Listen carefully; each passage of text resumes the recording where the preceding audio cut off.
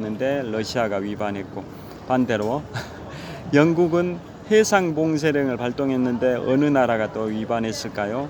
그건 미국이 위반한 겁니다. 미국이. 자, 미영 전쟁이 발달하게 된 계기가 영국의 해상 봉쇄령을 위반하고 미국이 프랑스와 무역 거래를 하게 된 겁니다. 그래서 영국은 프랑스와 무역 거래를 하는 미국의 그 무역선이나 군함 이런 것들을 다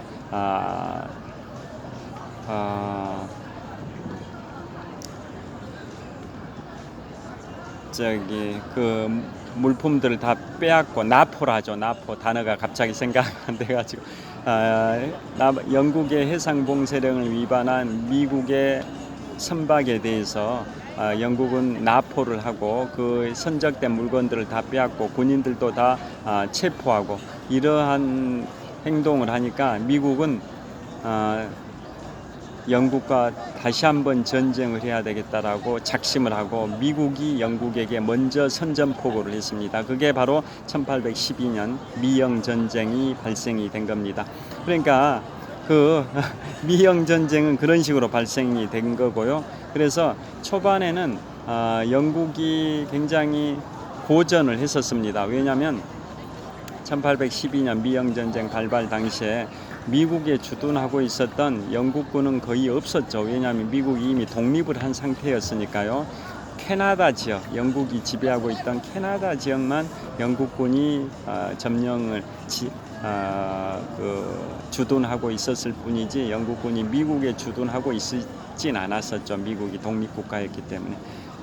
그리고 영국 본토에서 미국까지는 이동 거리가 4,800km나 되기 때문에 그 장거리를 이동하는 데는 많은 시간이 소요가 된 상황이었기 때문에 미영전쟁 초기에는 굉장히 영국이 고전을 했었습니다. 그런데 미영전쟁이 발발한 지 이제 약 2년이 지난 1814년 9월 달에는 영국군이 최정예 병력 4,000명을 미국의 수도 워싱턴 DC 북쪽에 있는 메릴랜드주로 상륙을 시킵니다. 왜 그랬을까요? 그 이유는 바로 나폴레옹이 몰락을 했기 때문에 가능했습니다. 자, 나폴레옹이 전성기를 구가했던 그 시절에는 대프랑스 동맹군, 즉 프랑스의 나폴레옹군에 맞서가지고 유럽 열강들이 연합국을 형성했고 그 연합군을 대프랑스 동맹군이라고 했었지 않습니까? 그 대프랑스 동맹군을 주도했던 나라가 영국이었던 거죠. 그래서 미영 전쟁이 한창 진행 중임에도 불구하고 영국군은 영국군 병력을 미영 전쟁 현장에다 미국에다가 많은 병력을 파병할 수가 없었던 거죠. 왜냐하면 대프랑스 동맹국의 주도 국가로서 프랑스의 나폴레옹군과 싸워야 하기 때문에 주요 정예 병력들을 프랑스 전선에다 투입을 해야 하는 상황이었기 때문에 미영 전쟁 전장인 미국에다가 정예 병력을 보낼 수가 없었던 거죠. 그런데 아까 말씀드린 것처럼 나폴레옹의 그 쇠락기를 보면 1812년에 러시아 원정 실패, 1813년 라이프지 전투에서도 나폴레옹이 패배.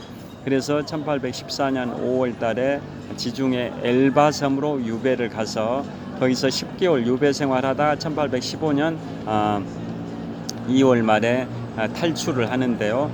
자, 그 10개월 동안 유배 가 있는 그 기간에 나폴레옹이 엘바섬에 유배 가 있었던 기간이 1814년 5월부터 1813년 2월 말까지 10개월 동안 유배에 가 있었는데요. 그때 바로 영국 입장에서는 이제 나폴레옹이 실각을 했기 때문에 엘바섬에 유배 가 있기 때문에 이제 프랑스군을 상대로 영국의 주요 정예 병력을 올인할 필요가 없게 된 거죠. 그래서 영국의 최정예 병력 4,000명을 미영 전쟁이 한창 진행 중이었던 1814년 9월 달에 미국의 수도 워싱턴 DC 북쪽에 있는 메릴랜드주에 상륙을 시켜가지고 미국의 수도 워싱턴 DC를 또 점령을 합니다. 그래서 백악관과 국회의사당을 다 불태워버립니다. 미국 역사상 적군에 의해서 미국의 수도가 불타버린 건 그때가 전무후무합니다. 처음입니다. 미국 역사상 적군에 의해서 미국의 수도 워싱턴 DC가 쑥대밭이 돼버린 경우는 그게 1814년 9월달 미영전쟁 당시가 유일합니다. 그래서 그때 불타버린 백악관이 검게 걸리니까 나중에 하얀색 페인트로 칠해가지고 그걸 화이트하우스 백악관이라고 칭하게 된 거고요. 여하튼 그러한 역사가 있는데요. 그때 메릴랜드주에 상륙해가지고 바로 남쪽에 있는 워싱턴 DC까지 다 점령을 해버리는 그러한 상황이 발생이 된 거죠. 영국군 최정예 병력 4,000명이 메릴랜드주에 상륙을 했기 때문에 그때 메릴랜드주 그곳에 맥켄리 요새가 있었습니다. 맥켄리 요새. 자, 미국의 육군사관학교를 웨스트 포인트라고 하는데요. 뉴욕시 남쪽에 허드슨강 하류에 대서양과 허드슨강 하류가 만나는 그 지점에 웨스트 포인트 요새가 있습니다. 그래서 그 요새 이름을 따서 미국의 육군사관학교를 웨스트 포인트라고 칭합니다. 자, 그 뉴욕 맨해튼 남쪽에 자유의 여신상 그 근처에 웨스트 포인트라는 요새가 있듯이 바로 메릴랜드주에 맥켄리 요새가 있었습니다. 그때 영국군이 그곳을 공격을 해가지고 맥켄리 요새도 완전히 쑥대밭이 돼버렸습니다. 그런데 모든 게 맥켄리 요새의 거의 모든 시설물이 불타버렸는데도 다음날 새벽에 동트는 새벽에 그 잿더미가 된 맥켄리 요새에서 유일하게 움직이고 있는 게 딱 하나가 있었습니다. 그게 뭘까요? 퀴즈입니다. 영국군 최정예 병력 4,000명에 의해서 맥켄리 요새가 쑥대밭이 돼버려서 모든 게 불타버리고 연기가 피어오르고 있는 그 상황에서 딱 살아남은 게 딱 하나가 있었습니다. 그게 뭘까요? 바로 미국의 성조기입니다. 그 성조기 하나만은 힘차게 펄럭이고 있었습니다. 자, 잿더미가 된 맥켄리 요새에서 그 성조기가 힘차게 바람을 받아 휘날리고 있었습니다. 펄럭이고 있었습니다. 그것을 그 앞에 바닷가 한 선박에서 그걸 바라보고 있었던 워싱턴 DC 출신의 변호사가 있었습니다. 변호사 이름이 프랜시스 스코키입니다. 워싱턴 DC 출신의 변호사 이름이 프랜시스 스코키가 눈물을 흘리면서 그 살아남은 성조기 바람에 동트는 새벽빛을 받아서 힘차게 펄럭이는 그 성조기를 바라보면서 그 수첩을 꺼내서 자작시를 적습니다. 그 스코키 변호사, 프랜시스 스코키 변호사는 삼류 시인이기도 했습니다. 삼류. 인류 2류는 안 되더라도 삼류 시인이기도 했었습니다. 변호사 겸 삼류 시인이었는데요. 수첩에서 그 수첩을 꺼내 가지고 그 잿더미가 된 맥켄리 요새에서 유일하게 살아남아 아침 햇살을 받아 힘차게 펄럭이고 있는 그 성조기를 바라보면서 작사를 시작을 합니다. 그래서 그때 바로 미국의 국가 더 스타 스팽글드 배너 별빛이 반짝이는 깃발이 탄생합니다. 그래서 그 미국의 국가 작사가는 프랜시스 스코키고 작곡은 영국의 노래 영국의 살롱에서 애창이 되는 그런 노래입니다. 그 노래의 곡은 그래서 프랜시스 스코키는 그 노래를 작곡한 건 아니고 그 미국 국가 더 스타 스팽글드 배너라는 그 노래의 가사말만 그 프랜시스 스코키가 작사를 했고요. 노래의 곡은 영국에서 옛날부터 불렸던 살롱 문화가 발달된 영국에서 불렸던 그 사교계에서 애창이 됐던 그 곡을 그대로 쓰고 있습니다. 그래서 영국으로부터 독립한 미국 입장에서는 그 곡을 바꾸자라는 여론도 있는데 아직까지는 유지하자라는 의견이 더 많아서 그 곡을 그대로 사용하고 있고요. 작사는 바로 워싱턴 DC 출신의 변호사 프랜시스 스코키가 작사를 했습니다. 그 노랫말을 간단히 말씀드려 보겠습니다. 동트는 새벽녘에 힘차게 펄럭이는 깃발을 그대는 보고 있는가? 그렇게 시작이 됩니다. 더 스타 스팽글드 배너 별빛이 반짝이는 깃발이라는 미국의 국가의 시작이 그렇습니다.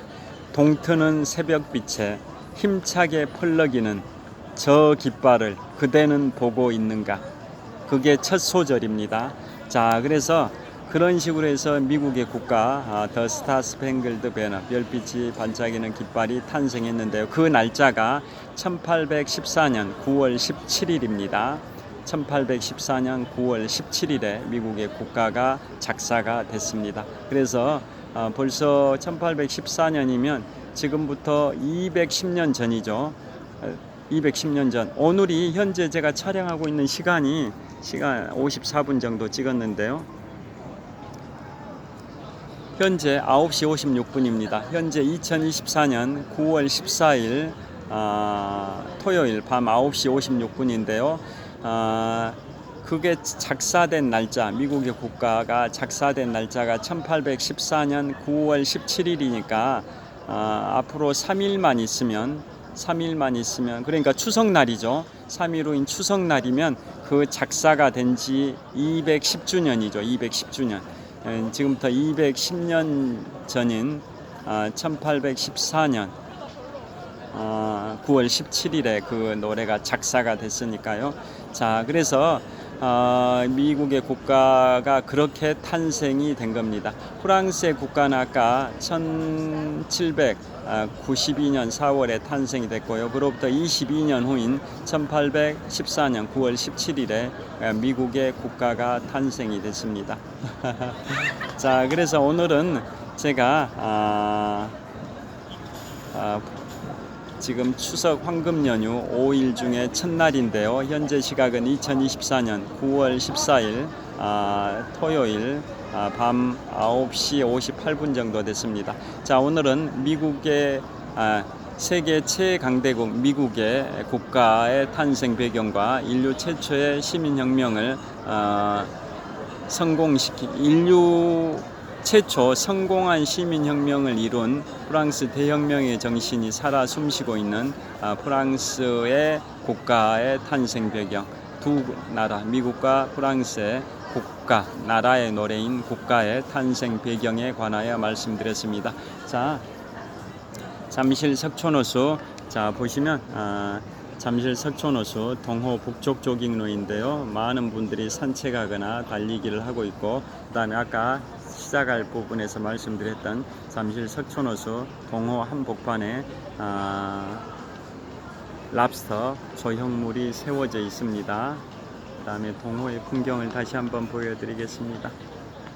자, 그리고 저 동호 저 상공에 보름달이 되려면 3일이 남았는데요. 오늘이 9월 14일이고 앞으로 3일 후인 9월 17일이 토요일인데요. 토요일 밤이 되면 토요일이 아니라 9월 17일이 되면 추석인데요. 이제 추석이 3일 남았습니다. 그래서 완전한 보름달은 아닌데요. 자, 3일 후면 추석이 돼서 저게 완전한 보름달 한가위, 풍성한 완전한 원형 한가위 달이 될 것 같습니다. 자, 이곳은 잠실 석촌호수 동호 북쪽 조깅로 바로 옆에 있는 나무 데크에서 촬영을 하고 있고요.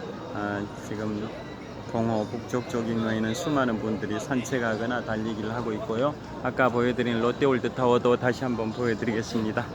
자, 롯데월드타워 123층 555m 높이 기준 세계 5위 규모 OECD 국가 38개 회원국 중에서는 가장 높은 빌딩 롯데월드타워가 잠실 석촌호수 동호 북쪽 조깅로에 위치하고 있습니다.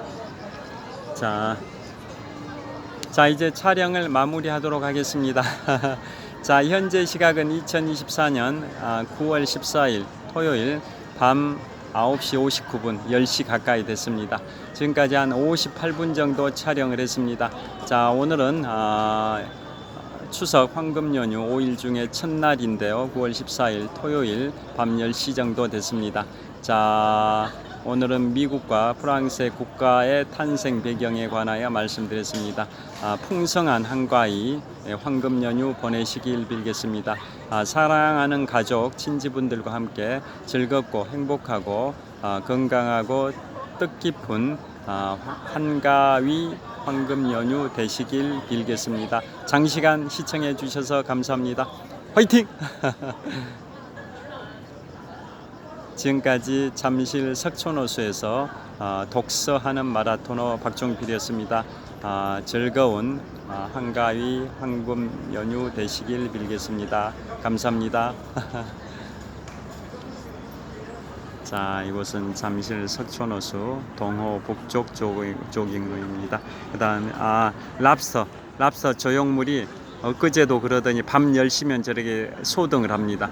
아까 랍스터 조형물 보여드렸었는데 지금 밤 10시 정각이어서 불을 꺼버렸습니다. 지금 밤 10시 정각입니다. 자, 59분 30초 촬영했습니다. 감사합니다.